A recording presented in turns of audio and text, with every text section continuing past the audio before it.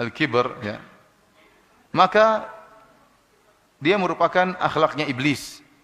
Akhlaknya iblis. Sebagaimana tadi Ustaz Ahmad Zainuddin menukil perkataan Syekhul Islam bahwasanya dosa yang pertama kali dilakukan terhadap Allah Subhanahu wa taala adalah dosa kesombongan yang dilakukan oleh iblis.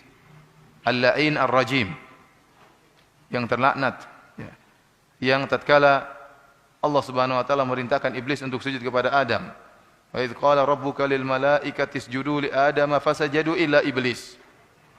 Tatkala Allah memerintahkan malaikat untuk sujud kepada Adam, maka mereka semuanya sujud kecuali iblis. Kenapa? Aba, dia enggan. Kenapa dia enggan? Wastakbar, karena sombong. Dia sombong, tidak mau sujud kepada Adam. Kenapa dia sombong? Dia sombong dengan unsur penciptaan dia. Dia merasa tinggi. Ana khairun minhu, khalaqtani min nar wa khalaqtahu min tin. Kau ciptakan aku dari api, sedangkan kau ciptakan Adam dari tanah, sehingga dia tidak mau sujud kepada Adam alaihi salam. Kemudian kita dapati juga banyak sekali pengikut atau kaum para nabi yang menolak dakwah para nabi. Kenapa? Karena kesombongan. Allah sebutkan dalam Al-Quran dalam banyak ayat. Allah mengatakan, qala al-mala'ul ladzina istakbaru min qaumihi. Berkatalah orang-orang yang sombong dari kaumnya. Mereka menolak apa? Dakwah para nabi. Kenapa? Karena kesombongan mereka. Tidak mau menerima dakwah para nabi.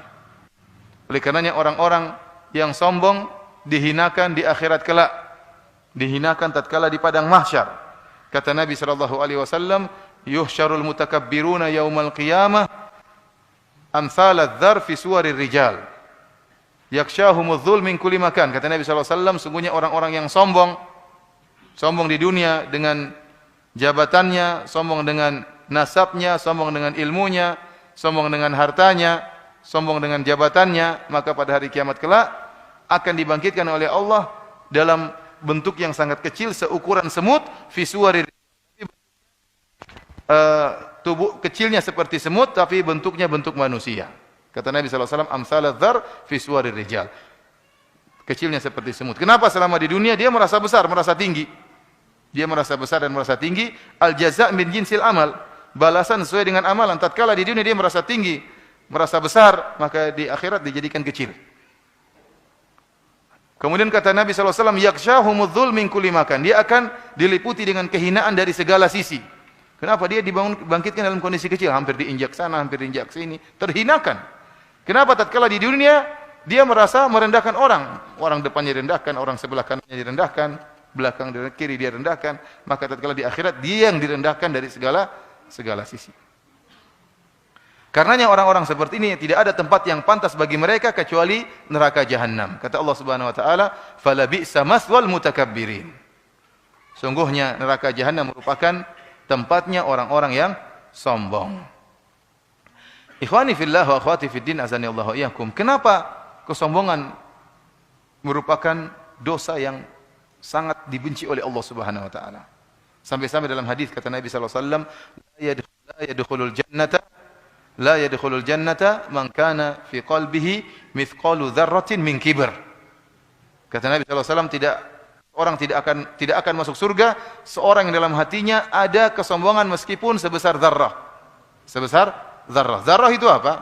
Dzarrah sebagian ahli tafsir menyebutkan dzarrah itu ada 3 penafsiran. Yang pertama, dzarrah adalah semut kecil. Semut itu kecil bentuknya atau tidak? Belum lagi anak semut. Lebih kecil lagi. Kalau kita naik pesawat semut kelihatan enggak? Udah kelihatan. Artinya semut itu kalau ada semut kecil naik di baju kita, 2 lah atau 3 orang semut lagi ngobrol-ngobrol di sini, kita enggak rasa. Saking ringannya, tidak kita merasa berat dengan 3 semut tersebut, tidak. Dia ngobrol-ngobrol kita juga enggak dengar, enggak tahu dia ngobrol apa. Saking kecilnya semut tersebut. Artinya kalau antum ambil semut tadi, antum letakkan di daun timbangan, maka tidak akan mempengaruhi timbangan tersebut. Kenapa? Saking ringannya semut tersebut. Ini namanya dzarrah. Tafsiran yang berikutnya yang disebut oleh para ulama, dzarrah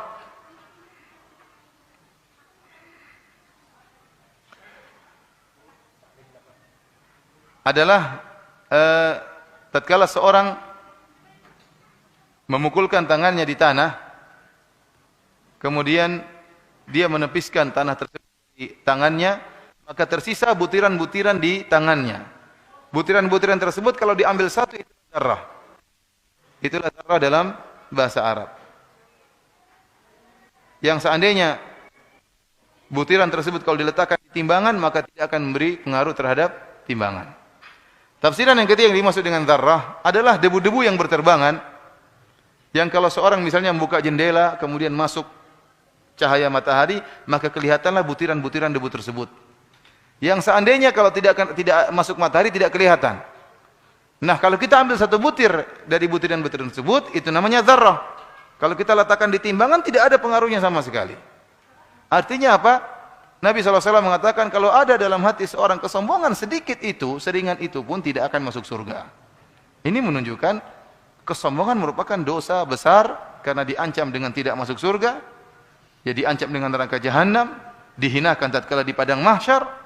Maka sepakat bahwasanya kesombongan merupakan dosa besar dan tempatnya di hati. Makanya Nabi mengatakan, "Man kana fi qalbihi", barang siapa yang dalam hatinya ada kesombongan sebesar zarrah. Sombong ini tempatnya asalnya di hati. Dan dia merupakan perangai atau akhlak yang sangat dibenci oleh Allah Subhanahu wa taala. Kenapa bisa demikian? Kenapa sangat dibenci oleh Allah? Karena yang berhak untuk sombong adalah Allah Subhanahu wa taala. Hanya Allah yang berhak untuk sombong. Karena dialah yang menciptakan alam semesta ini. Dialah yang menyediakan segala sesuatu. Dialah yang memberikan segala sesuatu, maka dia yang berhak untuk sombong. Adapun manusia diciptakan, maka apa yang mau dia sombongkan? Semuanya bukan dari dia, semuanya dari Allah Subhanahu wa taala.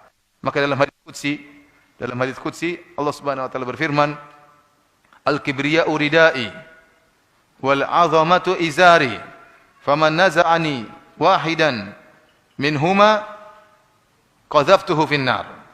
Kata Allah Subhanahu wa taala bahwasanya kesombongan merupakan selendangku dan keagungan merupakan sarungku.